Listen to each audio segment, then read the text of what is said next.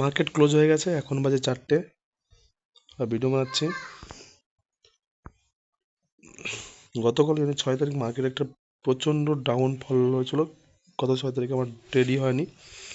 আর আজকে একটা ট্রেড হয়েছিল, আধা সিদ্ধ ট্রেড যদি বলা যেতে পারে, পি সাইডে। বাট অনেক সময় 25 মিনিট ধরে রাখার পরে আমি স্টপ লস খাই। মানে সবার লজিক না, আমার এখানে একটা ট্রেড হয়েছিল এইখানে, ওখান থেকে আমি স্টপ লসটা খাই। এখন স্টপ লস দিয়ে বেরিয়ে গেছি। এখন ভিউ, ওভারঅল ভিউ কিন্তু নেগেটিভিটি আছে মার্কেট, ব্রেক করতে হবে। আর আমার 13 পয়েন্ট আজকে স্টপ লস গেছে।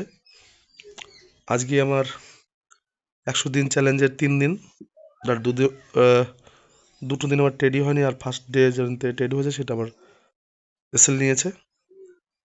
দেখছি আগামীকাল কি করে, ওয়েট করব।